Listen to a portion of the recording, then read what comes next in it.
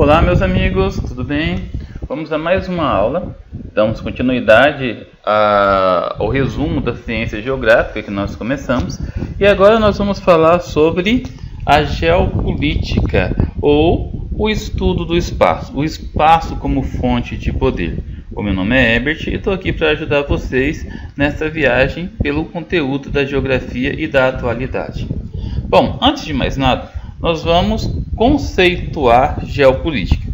Peguei um conceito bastante fácil, bastante típico, que você encontra na internet, tá?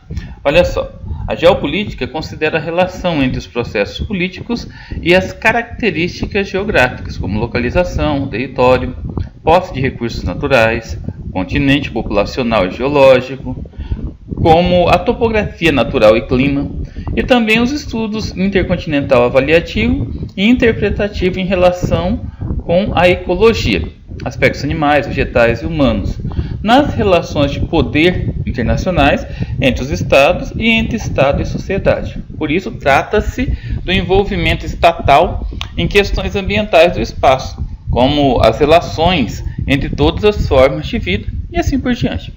Então, a grosso modo, o que nós podemos entender? Proposta fonte é a Wikipédia, tá? Então, o que nós podemos entender sobre a geopolítica? É o estudo do espaço e o espaço como poder. Agora, nós vamos entender como que esse estudo passou a ser feito, né?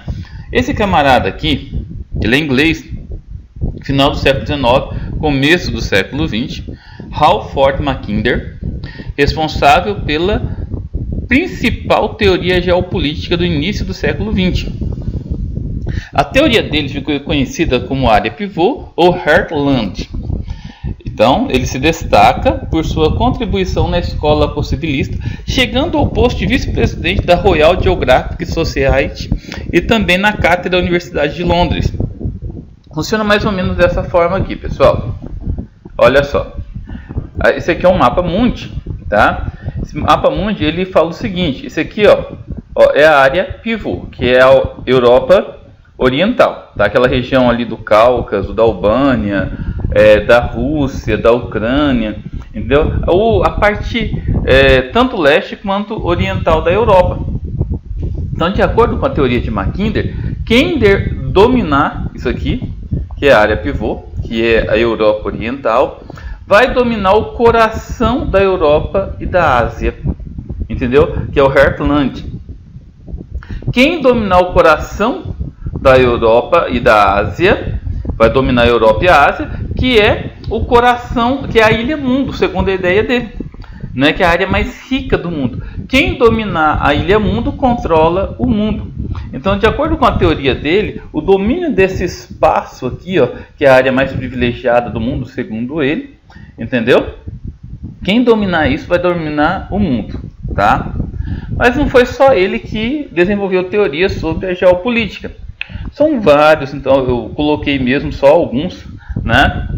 Além da contribuição de Mackinder, coube ao sueco Rudolf Kjellner empregar pela primeira vez o termo geopolítica, que conceituava a ciência do Estado como dominador do espaço.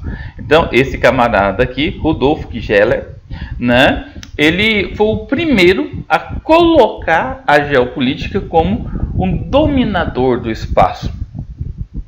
Ele foi muito influenciado por Hatzel, né, e a propósito, as ideias de Kjellner, o trabalho dele, né, acabou por não influenciar a Alemanha durante o período do nazismo. Então, as ideias dele, né, acabou por inspirar a teoria do espaço vital, ou seja, o espaço é poder. E a Alemanha acreditava, durante o início do século XX, né, que a invasão de territórios, ela se considerava superior, né? A invasão de territórios lhe era permitido porque ela era superior. Nós já vimos isso quando estava falando sobre a teoria determinista, né? Foi com base nas ideias de Hatzel, no século XIX, entendeu? Onde o povo era forte. Apesar do povo ser forte, superior, entendeu? O espaço era limitado. Então havia uma necessidade de expansão. Você unindo tudo isso, você teve a teoria do espaço vital. Aliado à teoria do espaço vital, você tem a teoria geopolítica que o espaço é poder.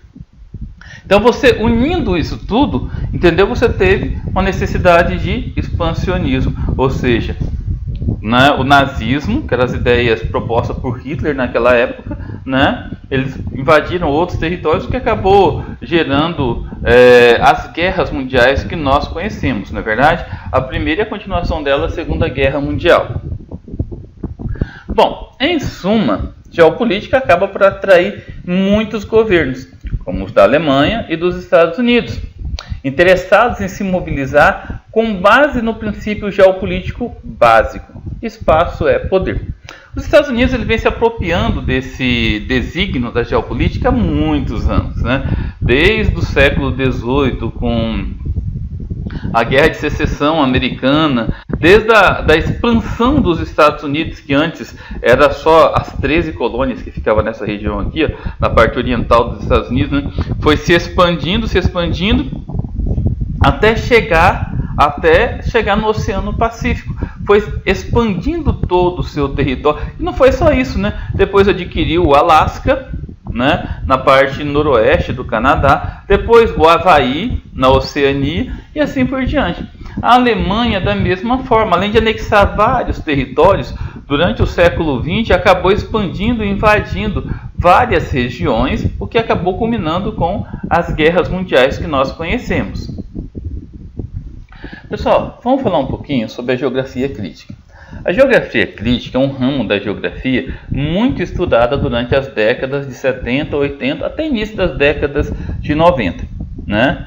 Então, a geografia crítica ela começa a se formar na década de 70 com a obra do geógrafo francês Yves Lacoste. A obra dele é muito conhecida e estudada por geógrafos no mundo todo. Tá? É um livro que ele escreveu que tinha o título Geografia, isso serve antes de mais nada para fazer a guerra.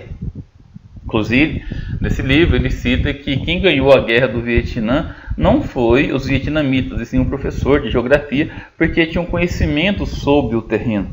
Então ele coloca a geografia como um estudo de poder, se baseia inclusive em ideias da Idade Média para isso, né? E também da revista Heródoto. Essa revista foi também fundada por Lacoste. Em linhas gerais, ela se baseia em pressupostos de engajamento e da criticidade. Bom, vamos entender o que é esse engajamento, né? E o que é essa criticidade.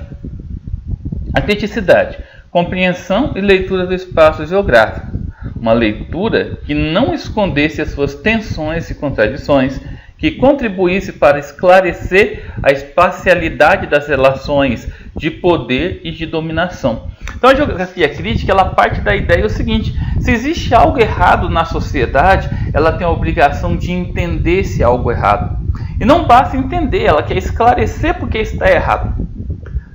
Ela quer esclarecer da forma de...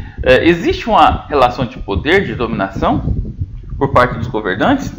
O que fazer com isso? Aí entra a parte do engajamento, né? O engajamento, exigência de uma nova geografia, não mais neutra, mas alinhada e comprometida com a justiça social, com a busca das reduções das desigualdades socioeconômicas e das disparidades regionais presentes no mundo. Então, o engajamento, pessoal, vamos dar uma entendida melhor, né? Esse engajamento, a geografia ela deixa de ser apenas tradicional e descritiva. Ela passa de estudar o relevo, os biomas, a hidrografia, tudo isso é muito importante. Os mapas, tudo isso é muito importante. Mas essa geografia crítica, ela vai muito além. Ela passa a estudar, ela passa a se engajar no contexto da sociedade, enxergando as injustiças sociais, entendeu? E lutando por uma realidade mais justa para aqueles menos favorecidos. Bom, aqui nós temos Yves Lacoste, né? Geógrafo francês, professor da Universidade de Paris. Ele também foi um novo precursor para a geopolítica, ele passou a enxergar com outros olhos. É um dos geógrafos mais estudados pelo mundo. Aqui nós temos o geógrafo brasileiro, professor Milton Santos, professor da USP, considerado um dos maiores filósofos modernos da era moderna do Brasil, né? Ele é criador da Revolução Técnica, Científica e Informacional. Ele criou uma das divisões políticas do Brasil, que são os 4 Brasis, né? Ele também é criador da teoria a geopolítica do confronto e também por uma nova globalização. São teorias escritas por ele, autor de mais de 40 livros, e é considerado um dos geógrafos brasileiros mais respeitados no mundo. Bom, pessoal, vamos sintetizar tudo o que nós vimos até agora, tá? Então a geografia ela se divide em dois ramos, literalmente, né? Geografia física e geografia humana. A geografia física estuda os biomas, relevo, clima, estrutura geológica, solos, tudo que tem a ver com a parte mais técnica do planeta, né? Os astros, os mapas, não é verdade? A geografia humana é tudo que tem relação direta com o homem. A demografia, que é o estudo da população, a urbanização, o estudo das cidades, a economia, a política, a industrialização, a agropecuária, enfim, tudo que está relacionado com o homem e as suas implicações com o meio é a geografia humana. Pessoal, é isso aí. Beleza, né? Fiquem com Deus. Espero que tenham curtido a aula. Valeu e até a próxima.